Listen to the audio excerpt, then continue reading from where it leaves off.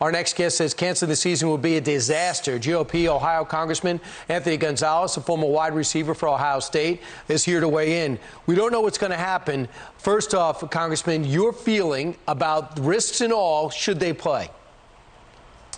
Well, my feeling has always been the same, which is I think you need to be very transparent with what the risks are, lay those out, and present them to the parents and to the athletes, and then let them make the decisions. Now, my general opinion here is that if you're inside of the college football system, you're connected to your coaches, you're connected to the medical staff, you're connected to the infrastructure that is incredible, that's going to give you the best chance of beating the virus. Now, if you cancel the games, right, now all of a sudden these kids don't have anything to look forward to in the fall.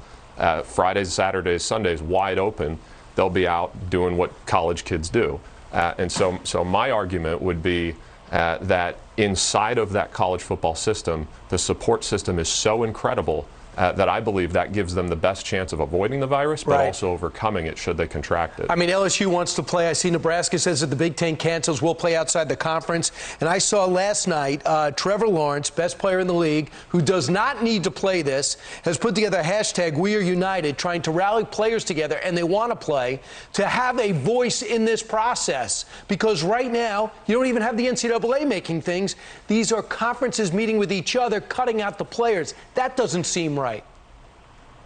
Yeah, no, I agree with you, and I think I applaud Trevor Lawrence and Justin Fields. I think Justin Fields is the best player in college football, by the way. But that aside for a second, they all came forward and made this statement, and I agree. And my plea to the administrators and to the conferences is, look, if the parents want their kids to play, if the players want to play, the coaches want to coach, then I think we should create that option. And if they don't, that's fine too, because this is an unusual situation and the risk is there, right? And so not everybody's going to want to do that. Let's not penalize those kids, but let's not destroy what is ultimately the most incredible opportunity that so many of these kids will ever have. I was a college athlete. I can speak from this.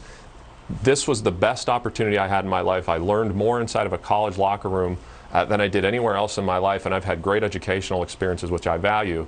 But when you take this opportunity away, especially for kids who are coming from some of the most difficult environments that we have in this country, I think you're making a major mistake, and you have to be very careful, because those kids who are already so vulnerable, those are the ones I worry about. I worry about them falling through the cracks. And Congressman, and unfortunately we're out of time, but what kind of message is it? When in trouble, you disband, you don't take it on. There were 28 positive tests in Louisville. Guess what? Like the Marlins, they'll pass those tests, they'll test negative, and they'll go back on the field. That is also a great message to the American people.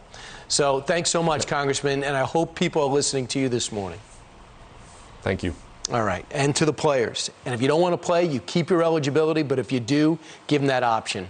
Meanwhile, more Fox and Friends in just a moment. Don't move.